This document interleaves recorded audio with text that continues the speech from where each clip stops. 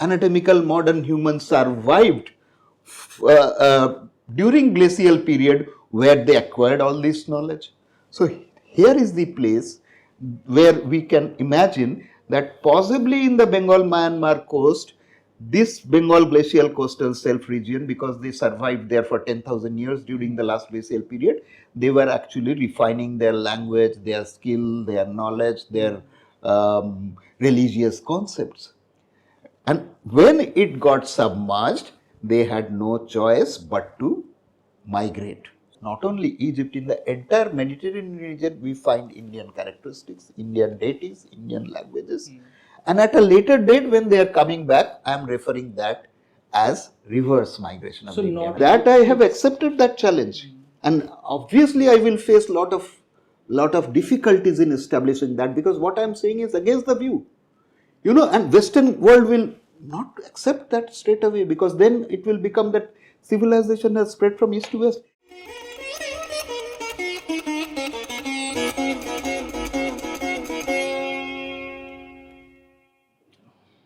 Namaste, welcome to Sangam Talks. Today we have with us Dr. Tilak Ranjan Beraji.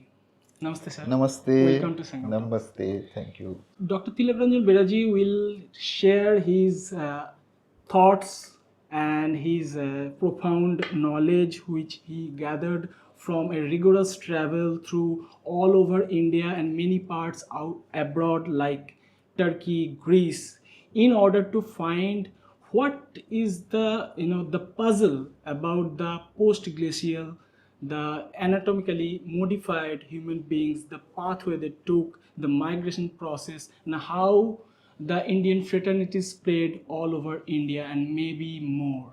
So we will discuss about that today. Let me tell something about Dr. Beraji as an introduction.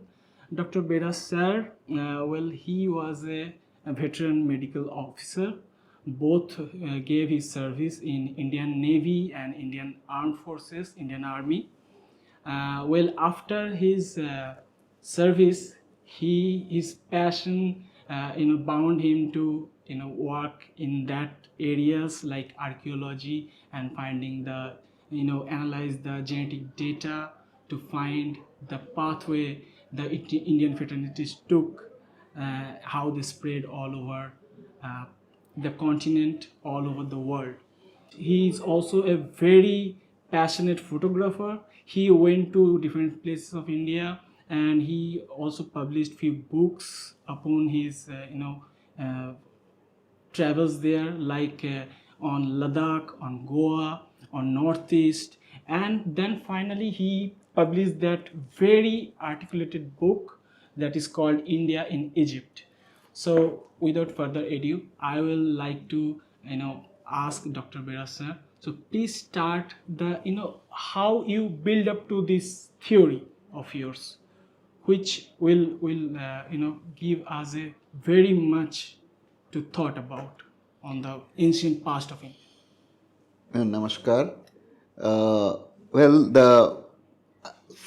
For 3 years I was posted in Andaman Islands. That was in late 90s, and there I got an opportunity to actually learn a lot about the Aboriginal tribes who are settled in Andaman. And I was after the Anthropological Survey of India scholars that how did they reach there?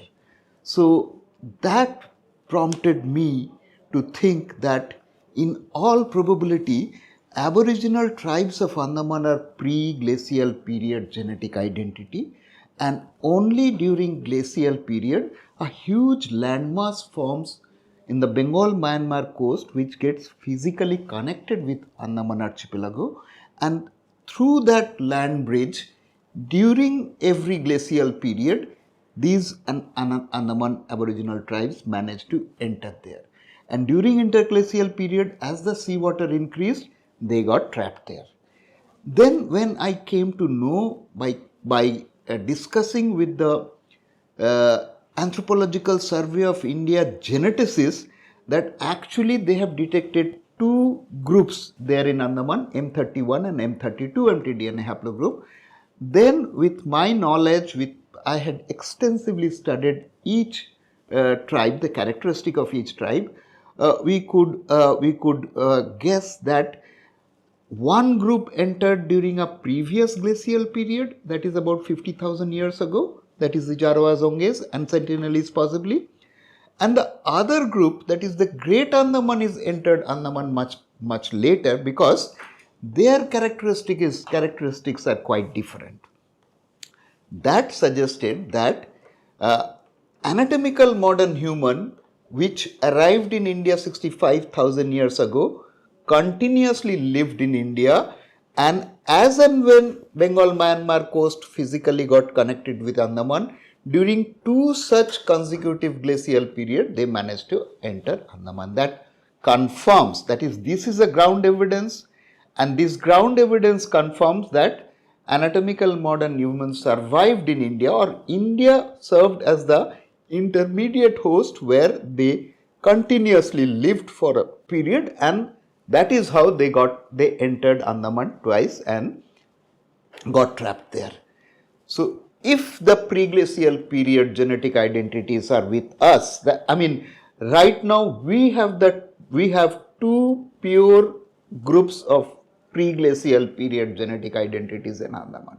If we have we means India as the pre-glacial period genetic identities, post-glacial period genetic identity possibly originated somewhere nearby, if not on the Bengal Myanmar coast. So then I started studying further and collecting ground evidence from every corner of the Indian subcontinent, and that prompted me to write a number of books on Northeast India, Ladakh, Goa, Andaman and Nicobar, pre-Portuguese Goa actually. And then that gave me a collection of ground evidences, provided me an idea how the migration from India to the Mediterranean region took place based on ground evidences. So that is, finally I had compiled this book, India in Egypt, where I am discussing all the evidences I have gathered from different parts of both India and the Mediterranean region. So that is what we are discussing today, that we have to understand the whole process from a little early period, that is, when did they come first and what happened during the last glacial period, because the migration we will discuss today actually took place during the post-glacial period. Right, sir. So it's like, let's see it as like a retrospect video of sort. Like we now from out of Africa, the post-glacial Homo sapiens, they now as an intermediary into India, came to India. So what happened after that, sir? As I mentioned, out of Africa move took place about 65,000 years ago. It has already been accepted by the global community that they migrated along the coast of Arabia, west coast of India, east coast of India. This migration is known as Great Coastal Migration. And eventually crossing India, they managed to reach Australia. Evidences are there. But where we have to concentrate is that is how we received anatomical modern human from Africa to India. But what happened during last glacial period? As I was mentioning, that huge landmass forms on the Bengal Myanmar coast during every glacial period, which gets connected with Andaman. Now we have, it appears almost the available genetic data suggests that the post-glacial period genetic identities like R1 alpha, R1 bravo and O haplogroup actually originated on the Bengal Myanmar coast during the last glacial period. So for the viewers, sir, could you explain these haplogroups a little bit, like O haplogroup, R1 alpha? See, the present global population is divided, generally we get genetic data from mother, that is known as maternal haplogroups. In Andaman, we have M31, 32 mtDNA haplogroup, that is what we have received from the maternal genetic. But for whatever reason, the global community, for the distribution or for the spread of post-glacial period, they prefer to use paternal haplogroups. And these three, R1 alpha, R1 bravo and O haplogroup, are paternal haplogroups. They are found in Y chromosome or Y sex chromosome, which is transmitted from father to son, not to the daughter. So here is the series of paternal which keeps transmitted from father to son, and we at this particular moment, majority of the global studies they discuss about the paternal these three primary paternal haplogroups which are spread all over the world. We will discuss about what is the present global distribution of R1 alpha, R1 bravo and O haplogroup, and we will try to identify where they could have originated, because it appears that all three originated at one place and possibly during the last glacial period, because majority of the scholars feel that they originated 20 to 25, R1 alpha and R1 bravo originated 20 to 25,000 years ago. In this discussion, we will discuss about more why these three haplogroups are important in this talk, in this theory. Right. So apart from many haplogroups which is present in India, these three haplogroups, R1 alpha, R1 beta and O, is very important. Why? And Dr. Bera will discuss more about it. So sir, now we come to India. So some genetics migrations happened there and the post-glacial period started. So what happened next? Most important thing which is in our favor is these three global maps where these R1 alpha, R1 bravo and O haplogroups spread during the post-glacial period, they are easily available in Google. You can see that because these data have been generated by the Western world, published by them mostly. In some cases, our scholars were also involved, but essentially they have published, and these maps are probably generated by them and again available in global on their behalf. Now the important question is, from these maps, we have to come to a conclusion. Where did these three post-glacial period genetic identities actually originated? Right. From the date it appears, it originated during the last glacial. It is more or less accepted that R1 alpha and R1 bravo originated 20 to 25,000 years ago. That suggests that they originated during the last glacial period. But so far, though the Western world is claiming that they originated in and around, in the European steppe or in and around the Black Sea region, that is Anatolia, or as I mentioned, European steppe, but the evidences does not appear to be very convincing, in the sense that the site of origin of post-glacial period has to fulfill certain criteria. First of them is, wherever pre-glacial period genetic identities continuously lived, post-glacial period genetic identities has to originate somewhere close to that. In all probability, let us presume that all three originated during last glacial period. In that case, all three has to be present whichever place we consider and that why they originated. This is important because apart from linguistic connection between Indian subcontinent and Europe, R1 alpha and R1 beta also important because R1 alpha and R1 beta haplogroups are predominant in both the population. Yes, though not R1 alpha is much more prevalent in Europe, especially Western Europe. We also have some few isolated pockets of R1 alpha. One odd R1 alpha may be found all over India, but there are few pockets where they are definitely present. And not only Europe, other places also. Explained before. India, we will discuss about that R1 bravo distribution for the map. Viewers, of course. For the viewers, we will actually show them they can always find it in the Google. So we will show them, look, this is the present available R1 bravo global distribution map. Right. So, and then we will let's discuss. start with the Bengal shelf then. Where Yes, maybe yes, it because generated. during glacial period, as the seawater goes down by 400 feet, Bengal Myanmar coast surfaces as a huge landmass.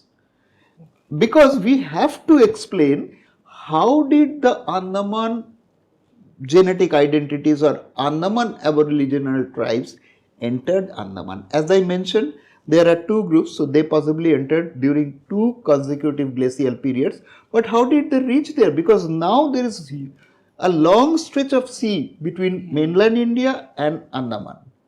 But because the first group entered 50,000 years ago, we have to consider or we have to establish how an anatomical modern human group reached there 50,000. I mean, they are primitive And you human are beings. showing by the map that the you named it Bengal Coastal Shelf. Yes, Myanmar Bengal, Coastal Shelf. It's on the crossway.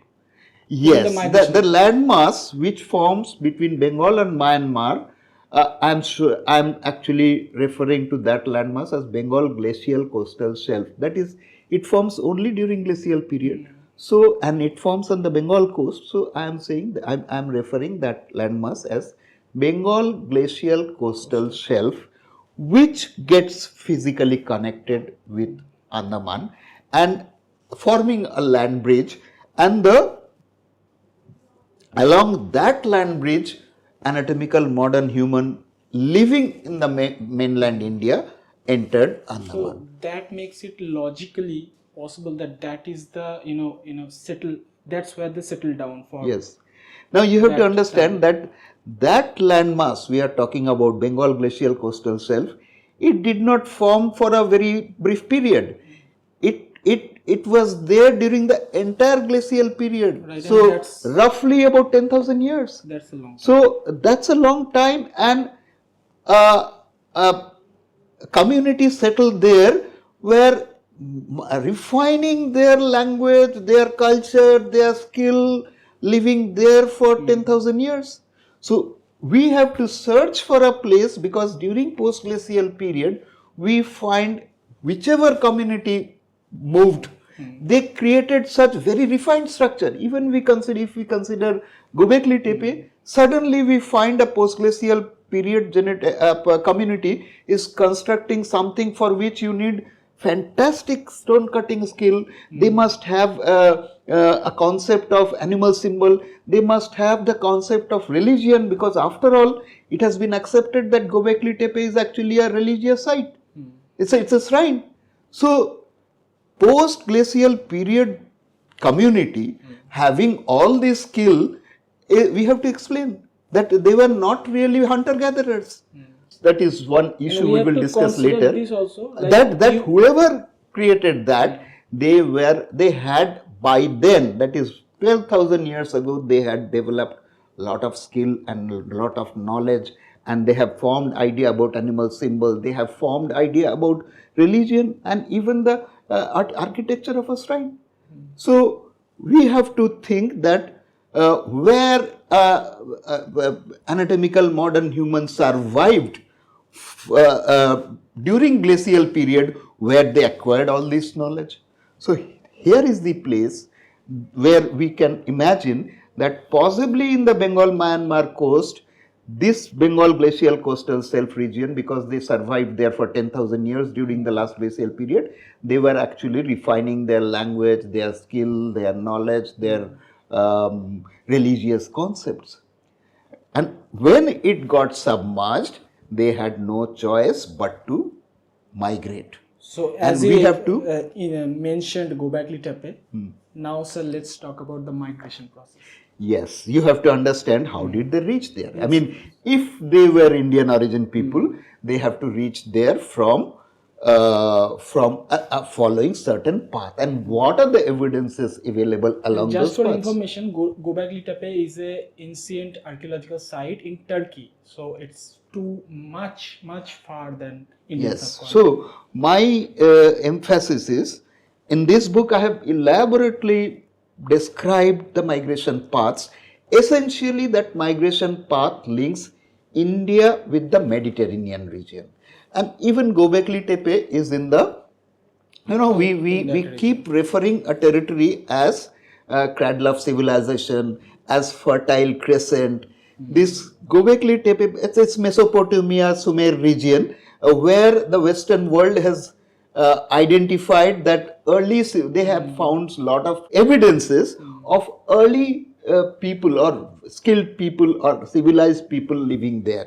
So they have identified that territory as fertile crescent. They address it as the cradle of civilization. But maybe not the case. No. Cradle of civilization is where Indian origin people settled these early settlements. But when we discuss about cradle of civilization, no, they don't discuss that they had come from India. We have to establish the migration path. We have to establish that it appears from the available genetic data that an Indian origin fraternities were coming all the way from Bengal Myanmar coast to the Mediterranean region and had actually established. They were not locally available hunter-gatherers who constructed such a refined shrine in Göbekli Tepe. We have to think about a refined community with lot of knowledge and skill. And that kind of skill suddenly doesn't happen. It is unlikely. They have to. But right now, the concept of people coming from India is not there. So they are trying to. I have been to Göbekli Tepe. I have been to Göbekli Tepe just to see exactly what is there. How do we claim that they were actually created by Indian origin people? So I had to personally go there. But we have to understand that it is possible to claim or establish that they were Indian origin people only when we manage to establish that post-glacial period genetic identities like R1 alpha, R1 bravo and O haplogroup possibly originated in India. So can you please explain the milestones, how they reach there, the milestone you discussed with me before? For the viewers, can you see if you want migration path. Now, for that you have to go back to the migration path they had followed while coming to India from Africa. That is along the coast. So, during post-glacial period, as the Bengal Myanmar coast or Bengal Glacial Coastal Shelf started submerging in phases, it did not submerge in one go or even gradually. It got submerged in 3 phases. And during each phase, let us say the first phase where O haplogroup got displaced. They got displaced about 12,000, 13,000, 14,000 years ago, and they had no choice. A fraction of them settled in eastern coast of India and a fraction of them migrated, but they possibly followed exactly the same route they had followed while coming from Africa to India, that is the coastal route. And then R1 bravo is getting displaced maybe 10,000 years ago or between 10 and 11,000 years ago. This group then R1 bravo, a fraction of R1 bravo is getting settled on Bengal coast and the rest of the fraction is migrating also along the coast. The migration took place along possibly 3 routes.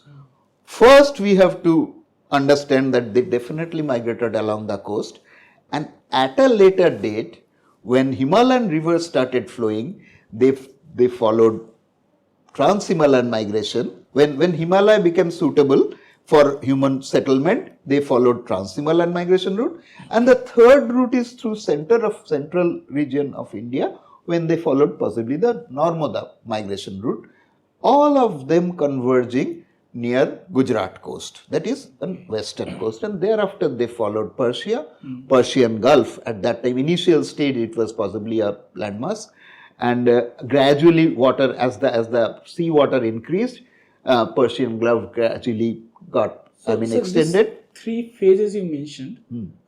First phase is the O for the O haplogroup. When it appears to me, these are my hypotheses that on the Bengal coast there has to be 4 layers. First is the layer along which the pre-glacial period population from mainland India, Pre these three phases. pre three phases. You know, this landmass, we have to imagine that landmass had four regions. First region is when it got that land bridge which got connected with Andaman. Now we have to be very, very specific. That explains the Andamanese entry of Andaman tribes on foot to Andaman. But first thing, when the sea water started rising during glacial maximum, there were four regions.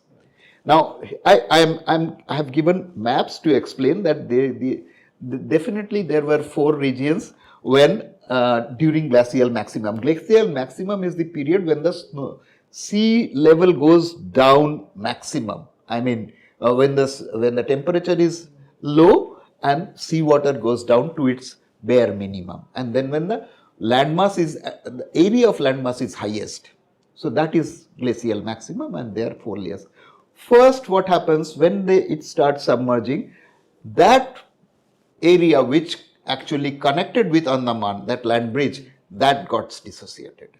That is why we find Andaman does not have post-glacial period genetic identities.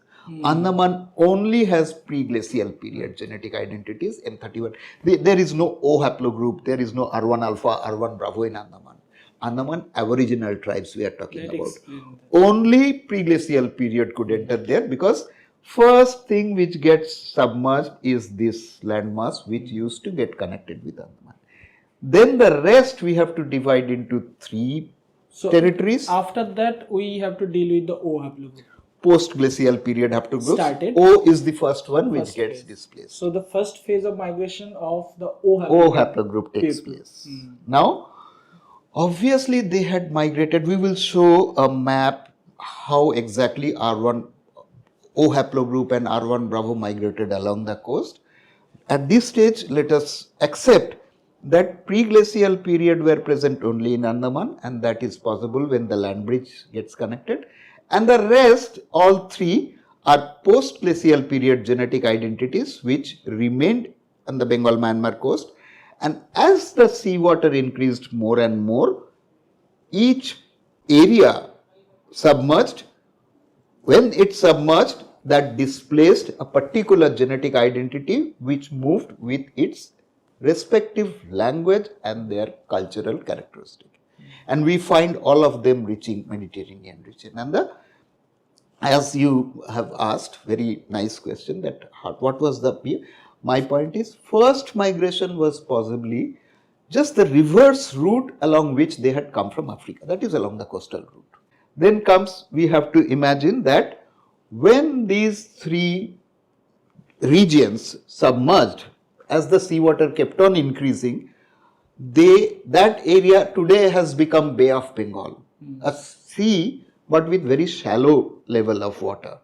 So that as all these 3 regions submerged, all 3 genetic identities were displaced, and a fraction of them are found in Bengal coast.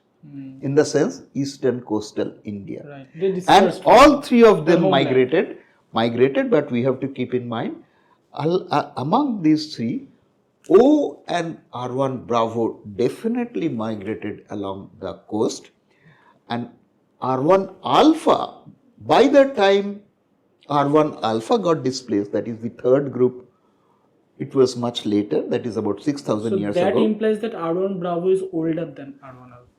By my definition, maybe they formed together, but R1 bravo got displaced first, and the migration. The origin point is different along the self. No, their origin point, all 3 originated possibly along the self phase areas. Yes, because when they lived, the genetic identities lived in this Bengal Myanmar coast for a longer period, they developed more refined language, more skill, and the 3rd one, third area actually belonged to R1 alpha, because by then they were much more refined, and by then even the Himalayan rivers were also flowing. So they migrated along the Himalayan rivers, pivoting Mount Kailash, and went definitely to Eastern Europe. They were R1 alpha genetic identity with spoken Sanskrit language. And that is why we find spoken Sanskrit language reaching Eastern Europe. And that, but at this stage there is no script, this language is going there but in spoken form. And from spoken Sanskrit, definitely spoken Sanskrit was one of the pre-Indo-European language or proto-Indo-European language from which Indo-European group of languages formed there. And at a later date when they are coming back, by then script had formed. So they, during their reverse migration possibly, they are now writing. So it appears that written Sanskrit is coming from west to east, but we have to accept or we have to imagine that before this move or the written Sanskrit coming back to India, original move was from east to west with spoken Sanskrit. R1 Bravo migrated from Bengal Myanmar coast with spoken Sanskrit language, pivoting Mount Kailash to Eastern Europe. And that is why spoken Sanskrit spread in Eastern European region. And their coming back, I am referring that as reverse migration. Now, we will discuss later, or I have already discussed in other, what are the reason, like when the evidences you found in Egypt, yeah, Greece. Yes. Particularly in this book, we are stressing on what is available in Egypt, and in due course we will discuss that not only Egypt, in the entire Mediterranean region we find Indian characteristics, Indian deities, Indian languages, and at a later date when they are coming back, I am referring that as reverse migration of so the not Indian only the linguistics, the genetic evidence is available, they are corroborating with this theory. Yes, I mean, in fact, when we consider that these genetic identities with their cultural characteristics, with their deities and with their languages are migrating from India to the Mediterranean region, and at a later date coming back, it would explain who settled along the Himalayas. Let us say when they are coming back by land route, they are entering India from Kailash and following Uttarapath or the Brahmaputra valley, and which is known as Sangpo in Tibet and Siang in Arunachal, and they are settling in Uttarakhand right from Ladakh. Ladakh is the western Himalayas, then Uttarakhand, then Himachal, Uttarakhand, Nepal, Bhutan, even in Tibet and in Northeast India.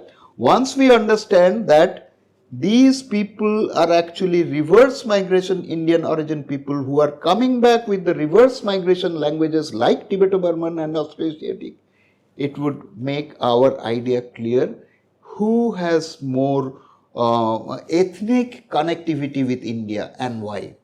Similarly, when we these people from Mediterranean region, when they are coming back by sea route, they are not only reaching Bay of Bengal, they are settling in along the coast as well as Northeast India, Southeast Asia and further east. So sir, we grasp the idea how the O haplogroup R1 alpha and R1 beta originated. Maybe it's a matter of discussion. So the modern available genetic data, how it in our favor, in the favor of this theory? As I mentioned, three primary post-glacial period genetic identities spread all over, let us say Eurasia and Eurasian Africa, part of Africa, and we have to analyze which place origin, which was the site of origin of all three. As I mentioned, it has to be at one place where pre-glacial period genetic identities lived. It has to be one place where possibly all three are present even today, because they got displaced, but a fraction of them possibly settled there. So at this stage, we are we find that it is believed that R1 alpha and R1 bravo originated on the on the European steppe, but that does not fulfill these criteria. That is, there is no evidence of pre-glacial period genetic identity continuously living there. So, if the pre-glacial period did not continuously live there, why should we accept that post-glacial period genetic identity originated there? Moreover, it is possible that all three originated together and possibly at one place and possibly during same time, that is during last glacial period.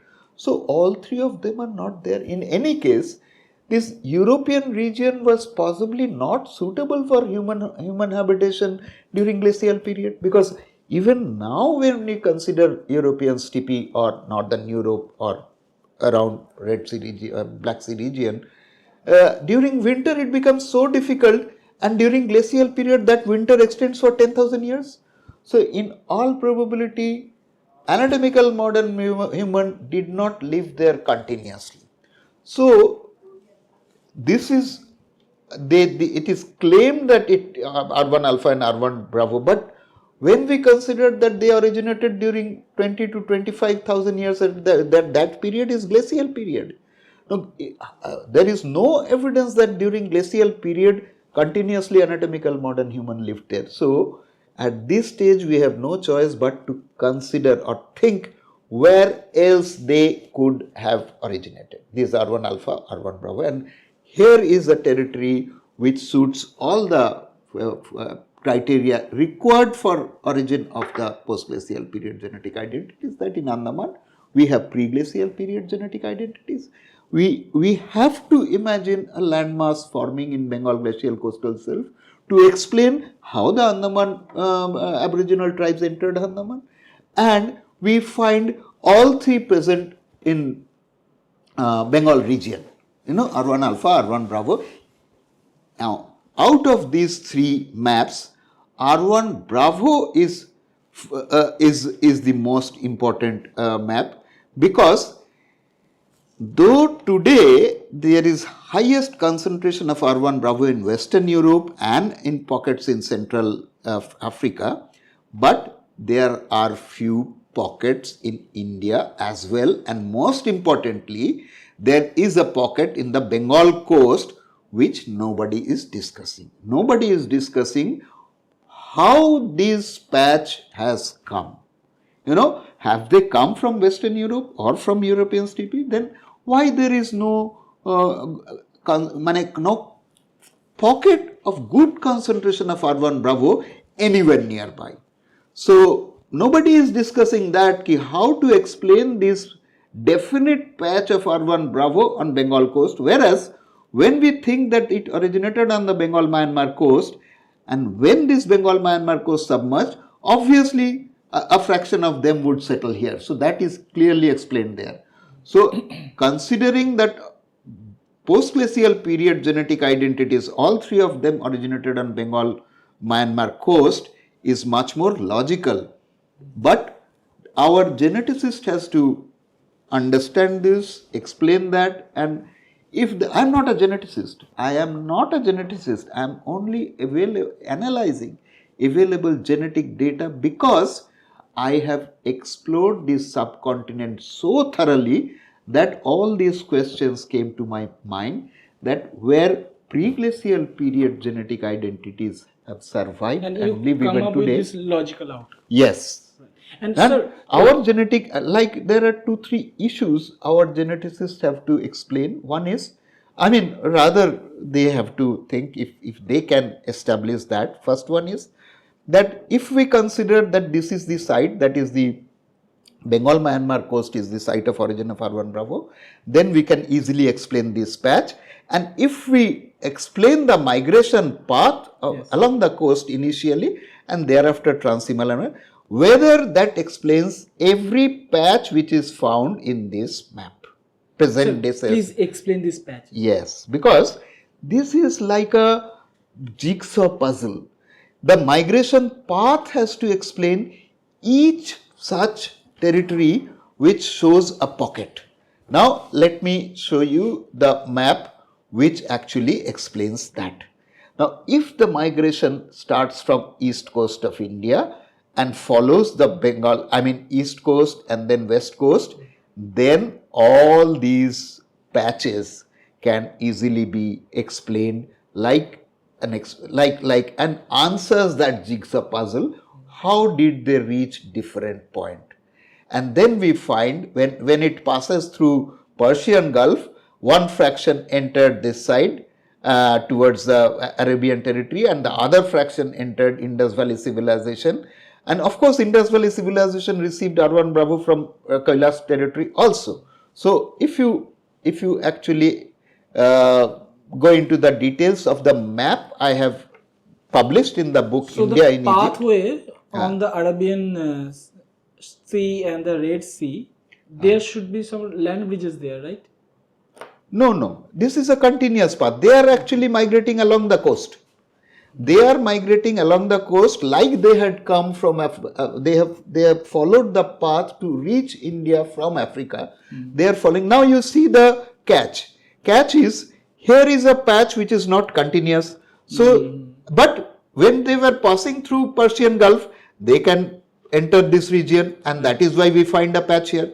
Then again we find a patch in northern Africa. How is it possible? Because again they followed the coast and they passed through Red Sea this time. And then a branch enters and reaches this Afro-Asian speaking territory of Africa. More importantly, why there is a white patch here in Africa is because one branch reached here, that is Nile Delta, and followed the coast so they could reach these regions. Then why there is a white patch is because they did not continue along this coast. They, from Eastern Mediterranean region, they traveled trans-Mediterranean and reached, let us say, Crete. Like this trans-Mediterranean path is a sailing path or a sea path, and they reached Crete of Greece, they reached Athens of Greece, they reached Rome. That is why you find Roman civilization emerging in southern Italy. Not on the side from where they are connected from Europe. And then they actually reached France and Spain, Western Europe. And there, obviously, that is the first genetic identity reached them. That was the only genetic identity available there. They increased in number, and today highest concentration of R1 Bravo. That solved the puzzle, I think. That yes, why of course. R1 Bravo is dominant in Ireland, the island of Ireland, but yes, they are predominantly a different branch of Indo-European. Absolutely. Now you see, if they migrated along the coast, they will encircle this and reach UK, that is Ireland, and even probably Ireland derived its names from Arya. Arya land has become Ireland today. Aryans are known as Iran, the territory today. So those names we will discuss later. But that explains why there is a white patch here. That is, this R1 Bravo did not continuously migrate along the Mediterranean and southern Mediterranean region. And again, when this side they approach this patch, so we get a patch of R1 Bravo here. And similarly, this is very important that they pass through Mediterranean region to reach Western Europe straight away. And that is why we find lot of similarity between now, when we find cultural similarity with India, we find Sanskrit in Ethiopia. Now here is Ethiopia, that can only be explained by migration of R1 Bravo, early migration of R1 Bravo from India to Ethiopia. Similarly, we find lot of similarity with India with France. Of India with France, cultural characteristic, even linguistic characteristic. Now that happened because R1 Bravo traveled pretty early. Post-Romanized France. Yeah, even now the French pre-Romanized France. This migration took place 8,000 years ago, 6,000 years. That is why we find lot of stone structures, megalithic structures in France and Spain. So because they went with the skill of stone cutting. They had gone to Göbekli Tepe with the skill of stone cutting, with with the idea of animal symbols, with the religious concepts. So they were creating only temples and ancestral memorials. Many of the structures here are actually ancestral memorials. They're typical characteristic of Indians. I mean, I'm just claiming that what they constructed in Egypt are essentially temples and ancestral memorials. All your pyramids and all are ancestral memorials. Then let us now, I mean, that is You nicely how. explained the R1 Bravo. One thing. Now, if they had migrated along the coast, actually R1 Bravo and O both traveled along the coast. Incidentally, we have discovered lot of ancient settlements, submerged ancient settlements along the coast. Yes, possible. Like of course, Kumari Kondam of South India is a concept, but it is a possibility.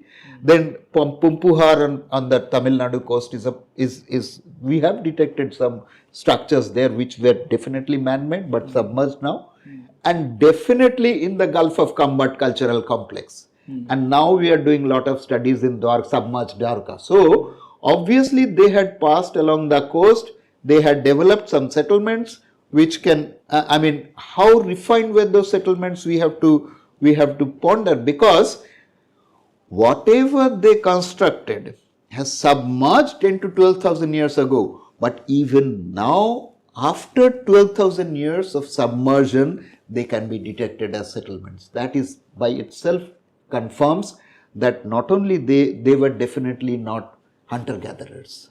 Hunter-gatherers could not create such settlements which is detectable 12,000 years after submersion. Even now we are doing lot of studies in Dwarka region, clearly establishing that thing was there at least 5 to 6,000 years ago, and that had submerged. But you can see that they had created such wonderful structures at that time, which not only has submerged, it's unfathomable how beautiful they were. So that explains that definite early fraternities or early post-glacial period fraternities. Now we are actually discussing only the post-glacial period genetic identities. So this map is about R1 Bravo. Is R1 Bravo. What about sir R1 Alpha? R1 Alpha. Now R1 Alpha, that migration is more simple, but it is almost impossible to pinpoint from where they migrated along which part. This is the final phase you are talking about. Yes, because this is the R1 Alpha genetic distribution of the whole world available today.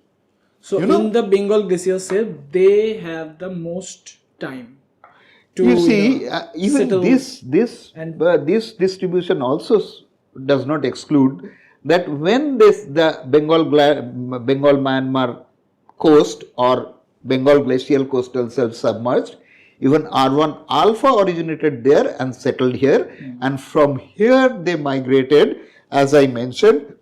Probably by then they had developed a very refined language which is now known as Sanskrit, but they had migrated 6,000 years ago with spoken Sanskrit, not written Sanskrit. And now see, across Kailas it reached Eastern Europe. But because this map, why we were discussing this map second, not first like R1 Bravo, is because the patches from presently available here, it becomes extremely difficult to establish where did they originate. You know, in case of R1 Bravo, we had a very nice isolated patch on Bengal coast, whereas this map is not that specific. You know, it's very difficult to claim. But our geneticists, if they establish that our R1 Bravo is older than European R1 Bravo, then it gets established that R1 Bravo is present in almost distributed all over India and in Eastern, highest concentration in Eastern Europe, but our R1 Bravo is older than their. I am not a geneticist. I don't even have an authority to start a genetic study, but our geneticists can do. Now, geneticists, the available genetic data, I don't know whether we have that data, that our, let us say, explaining this map very beautifully. Yes, but as I mentioned, it is difficult to claim that it started spreading from Bengal coast. You know, difficult to claim because it is R1 alpha is there all over Indian subcontinent. So how can we say that it originated at Bengal coast?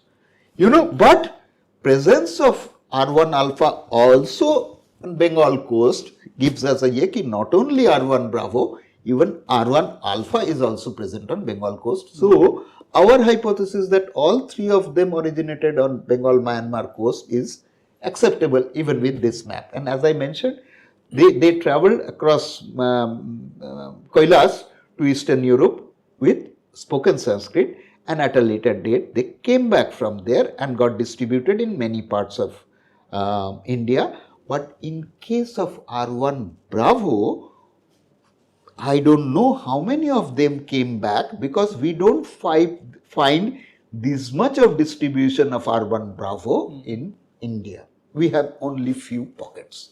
So R1 Bravo traveled early and reached Western Europe and Central Africa, but very few of them, but it is possible that some of them came back, but very few of them actually returned to India, unlike R1 alpha.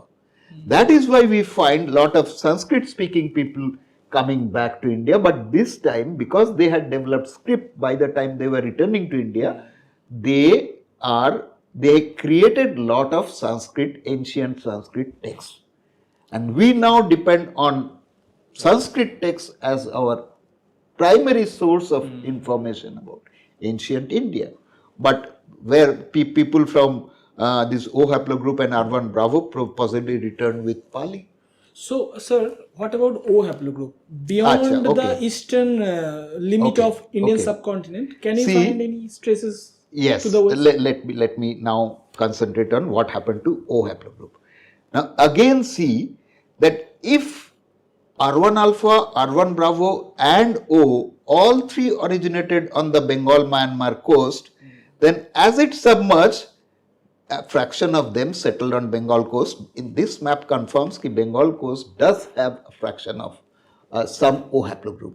So Bengal coast has all three, whereas you can see that their distribution is essentially towards east.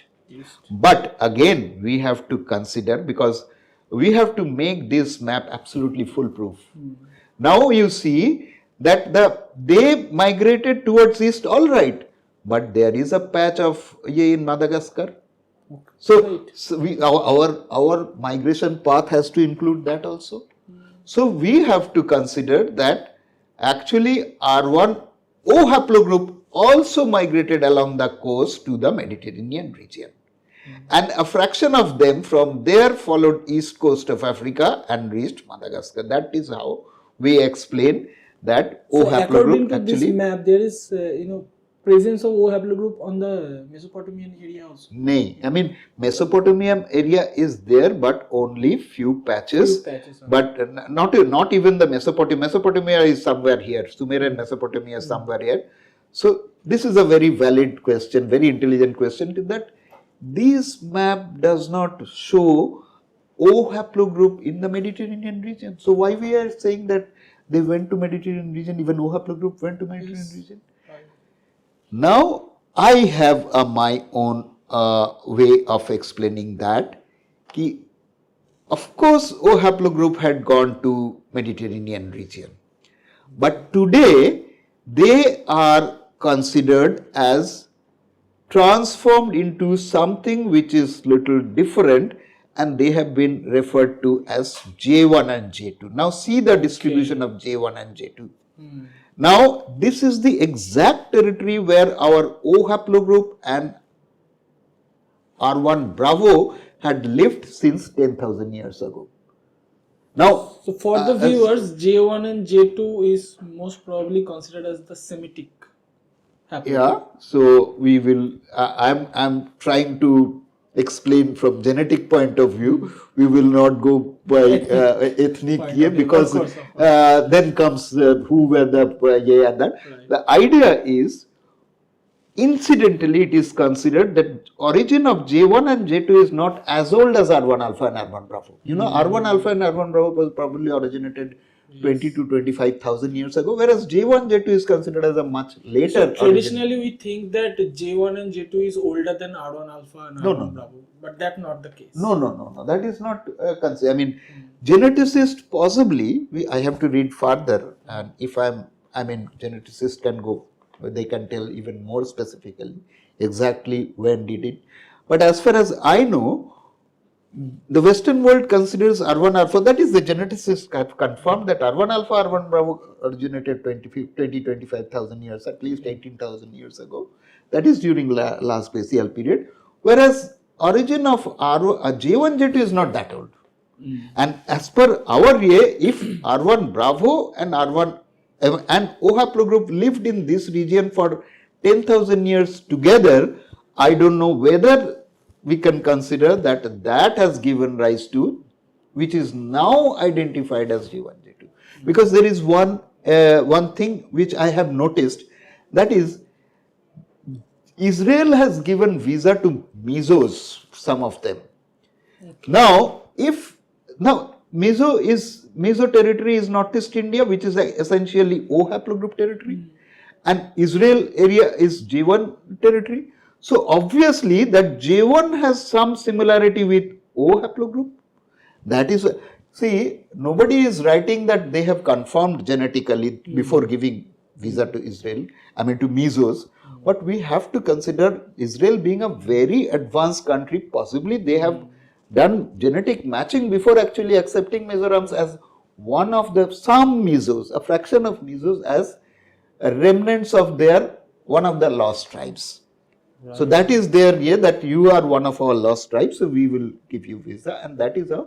But it stopped at some stage. But the fact remains. That's a very wonderful observation. Yes. So the fact remains that there was probably after genetic matching, some Meso population were given visa by Israel.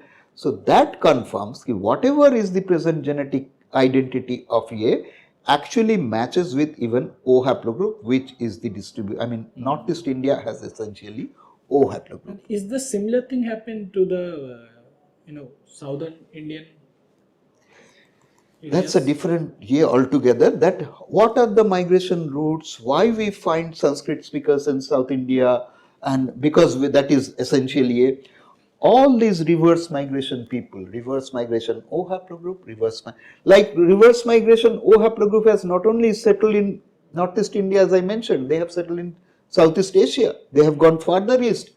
When they have come along the sea route, they have settled along the coast, including entire Southeast Asia. Whereas when they were returning by land route, they had come to Kailash and then they settled along Himalayas and right up to Tibet, and if not towards southern China. Now, when we establish that Himalayan population, it is up to the geneticists to really confirm what I am saying is to what extent.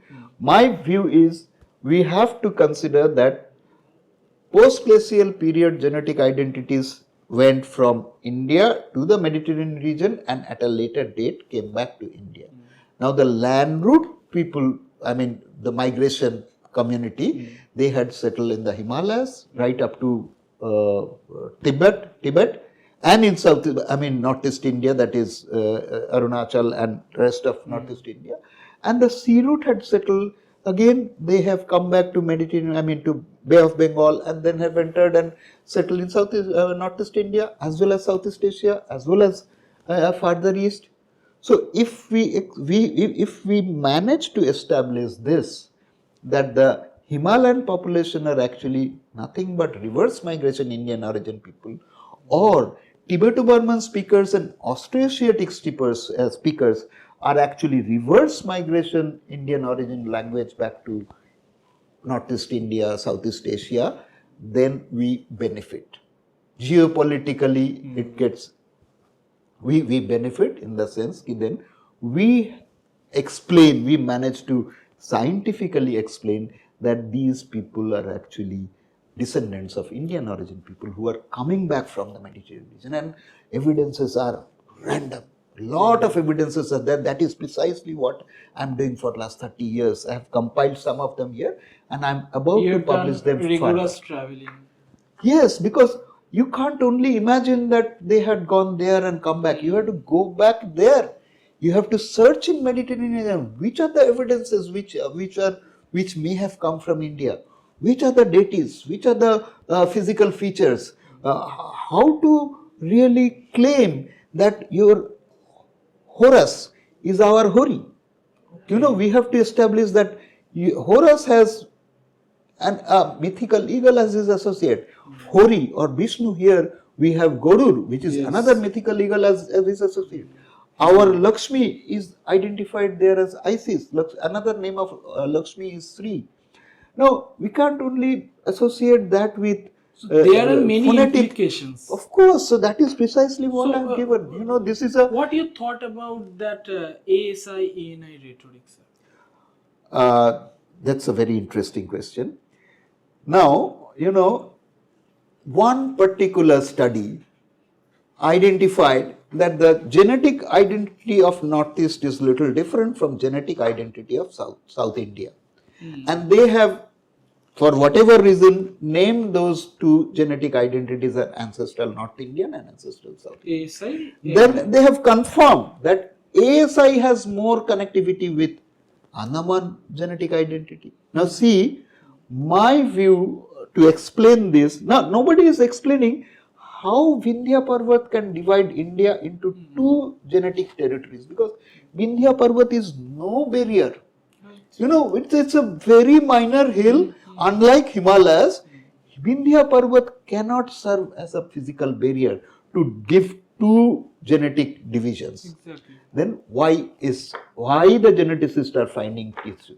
My view is anything south of Vindhya Parvat is actually pre-glacial period genetic identities, and that is why ASI is matching with Andaman. Andaman exclusively has pre-glacial period genetic identities, and ancestral North Indian territory or north of Vindhya Parvat actually has essentially post-glacial period, because that region was completely vacant during glacial period. So it was a vacant area where the post-glacial period community had settled. And then many of them went to Eastern Europe, Central Asia and came back. That is why ancestral North Indian has some similarity with Western Asia, Central Asia and Eastern Europe. So they are nothing but onward, and ancestral North Indians are nothing, they are post-glacial period genetic identities, and they are nothing but onward and reverse migration post-glacial period genetic identities. Many of them traveled to Eastern Europe and came back, so that is why ancestral North Indian has some similarity with even the steppe genetic identity oblique. Even Arakhigadi genetic identity has confirmed. Now we have to understand this Indus Valley civilization was a migration path to Egypt. So you won't get R1 alpha or genetic identities which went towards Europe. Now Mesopotamia is on the way to Eastern Europe and Sumer is on the way to Egypt. So we have to revise or review what we knew and how we explained after this when we consider that post-glacial period genetic identities actually spread from India, and they traveled through different paths and they came back. What are the evidence they brought back, as you mentioned? So that is why we find that ancestral North Indian has some genetic similarity with Western Asia, Central Asia and Eastern Europe, because they are the post-glacial period genetic identities who had come, a fraction of them had come back, and in ancestral North India a little bit of that is available. Otherwise probably in North somewhere onward migration, but post-glacial period. That is why two genetic identities are different. That this is post-glacial period genetic identity and this is essentially pre-glacial period. And then lot of blending has taken place. So we can't exclusively say that this territory will have only this. There is lot of admixture. But after all, a scientific study has confirmed that the genetic identity of this region, that is north of Vindhya Parvat, is little different from here, but we can't explain that otherwise. And we have to keep in mind, actually North India during glacial period, all the snow-fed rivers of North India becomes dry, because at that time Himalaya, snow is forming in the Himalaya, no melting of snow is taking place. So all the rivers happened flowing from, post-glacial. yes. So during glacial period, Himalaya becomes unsuitable for human settlement. Even North India becomes unsuitable human. So that is why I have said ki only post-glacial period genetic identity settle there, and that is a temporary settlement zone of India. Whereas we see the rivers of territory of south of India, Parbat, are actually perennial rivers. They are not Himalayan snow melted water. So they keep flowing even during glacial period. So that is why all the dark complexion tribes are settled in this region. They are not there in North India. They are not in Northeast India. Though we call population of Northeast India as tribes, but they are not dark complexion tribes. They have settled during post-glacial period. They are O haplogroup of the post-glacial period. This is what I have understood, but I am repeatedly admitting that I am not a geneticist. But available genetic data, it is possible to arrange available genetic data to a great extent, like I have explained, without being actually a Yeah, geneticist. it is for the viewers to, And decide. also the geneticists to think in this line, if possible, if they are convinced to some extent, then they have to explain ki, yes, we have the oldest R1 alpha. So if we have the oldest, why we have the oldest R1 alpha is because it originated here. Let us say we have 10,000-year-old R1 alpha, and European R1 alpha is 6,000.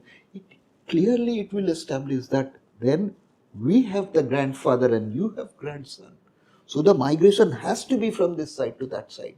Then we will sit to establish that why there is a continuity between linguistic continuity from Bengal coast to Western Europe. You know, this entire territory is known as Indo-European speaking. Now, if it is spreading from east to west, it clearly explains why it has reached terminal part of it. But if you consider that they were coming from west, then why did it terminate in Bengal coast? You know, the Indo-European language suddenly terminates in Bengal coast. It does not go even to Northeast India. You know, Northeast India, Tibeto-Burman speakers. Tibeto-Burman. And it does not go along Himalayas to Southeast Asia. They are not, they are again Tibeto-Burman and Austroasiatic speakers. Why did Indo-European language suddenly terminate in Bengal coast? If you are thinking that they have come from west to east, that is what have been told.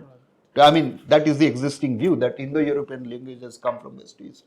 Whereas when you consider that actually it went from Bengal coast to Europe, then it nicely explains. You don't have to explain why it terminated here. It originated from here and went towards the west, and it spread. I mean, Indo-European language actually from old languages which had traveled from here, but those languages were spoken language.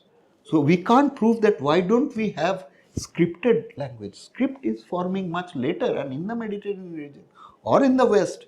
So we were very fond of transmitting knowledge orally. We know that.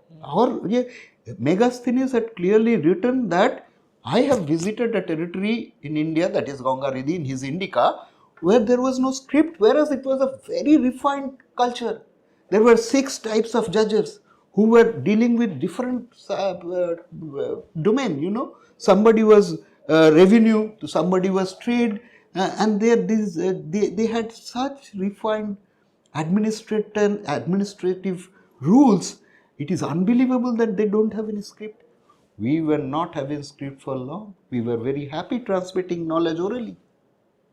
And script had come much later, and suddenly we find Rig Veda and Mahabharata getting recorded by, let us say, Krishnadaipa and Vyas almost at the same time. Whereas these two texts are of different period. Rig Veda formed much earlier and Mahabharata possibly was created much later, but they are getting recorded together as far as I know. Again, I am not a linguist.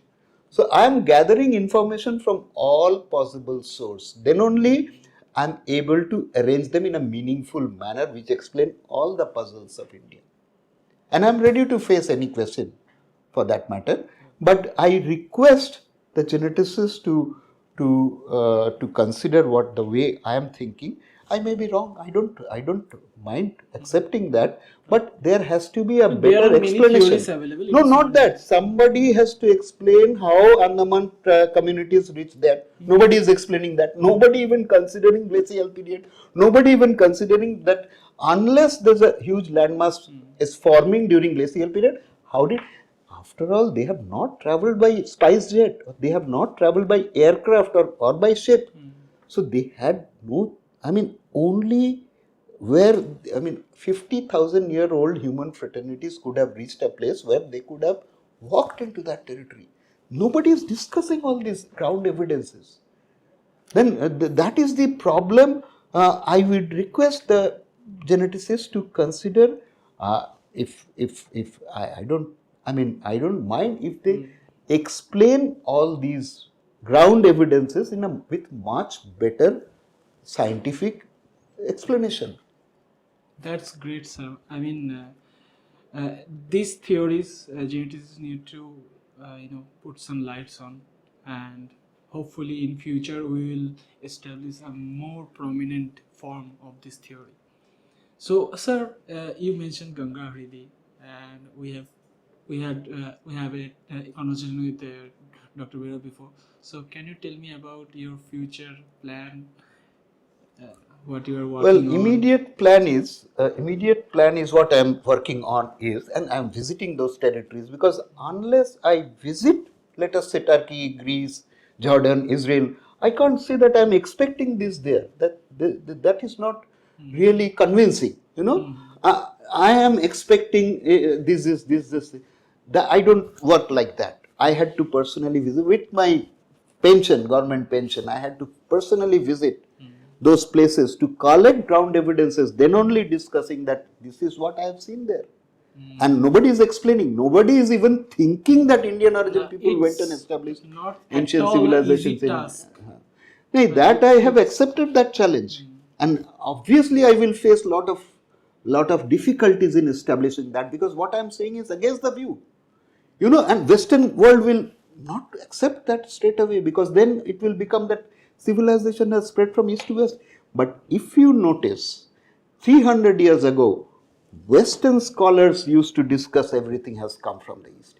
If you read Jesus Lived in India by Holger Kirsten, a German theologist, you will find that they have accepted that Christianity had originated from Buddhism. If you read E. Pocock's India in Greece, you will find that they are discussing that Greek civilization was established by the Indian origin people, and it is only a Greek curtain. If you read Wilford's article written in 1794 and published in Asiatic Researches, that Indian origin people were all around medical. He has written a 183-page article, and I will be publishing the contents of those things in future. So my next point is, it is not only Egypt where the Indian origin people went and established, it is even Greek civilization, it is in Turkey. So I am exploring that regions and compiling my information, conducting lot of research work to arrange them in the right sequence, you know. And sometimes, as and when I am getting opportunity, I am delivering such lectures. Like I had delivered a long lecture, 2-hour lecture at Tel Aviv in Bar Ilan University, one of the most famous university of Tel Aviv, Israel. That look, it appears that pre-Christian population were Indian origin people, and I had so many points to establish that. And I don't know, in my next publications I will discuss that. This is what I said. People have every right to counter what I am saying, but I am trying to compile or explain ground evidences. Let us discuss how Andaman genetic identities reach there. Let us discuss, like in Northeast India, there are some fantastic evidence, like in a 6th century temple, Greek art is there. Egyptian pyramids are there in Ahom ancestral memorials. Israel is giving visa to Mizos. I mean, Mizo Manipur is again, it will, I mean, there So suggests that there are a lot of work to be done. yes. Now that suggests they had they had an ethnic connectivity with Mediterranean and not farther east. In fact, farther east, the Southeast Asian people had come from in the same route, and some had settled in Northeast India and some had settled. That is why they had ethnic connectivity or similarity. So we have to firstly know the evidences present all over the Indian subcontinent. For 30 years, I am collecting evidences from It took a every lot corner. of courage, lot of patience, and lot of traveling. Yes, because otherwise, I don't want to present anything from only library material which millions of people has described thousands of times. A research scholar is essentially collecting some information which is already available in the library material and discussing on the basis of that. Whereas we have to search Indian subcontinent for further ground evidence and include them in the narrative. And as and when required, you have to explain that in scientific manner. You have to explain that a landmass formed on the belt. Yes, it is not visible today. Yes, it is not there in our syllabus, so we are not discussing. But unless you imagine that landmass and explain that what is the meaning of MWP1A, that is meltwater pulse 1A, when the seawater goes up and down, how low the seawater goes down during glacial period, and when it goes down, whether it gets physically connected. You have to see in Government of India coastal contour map of glacial period that actually Andaman gets physically connected. So you have to explain the ground evidences with scientific data. So that is what I am attempting. But anyway, I mean, Thank you global very much. community would decide. Right, of course. And you are doing a very great job. I mean, there may be a few people who are putting their effort to try to understand this puzzle, the puzzle which is pre-documented ancient history. Not So- documented. Not Not documented and pre-scripted period. Right. But we have to make an attempt to arrange that also. Unless you arrange the pre-script period, you will not know that whether your history is in the right direction or not. So that will help us in future in lot of ways. So thank you very much, sir, and best luck to you. Thank you very much. Namaskar to everybody. Thank you very much for your patient hearing.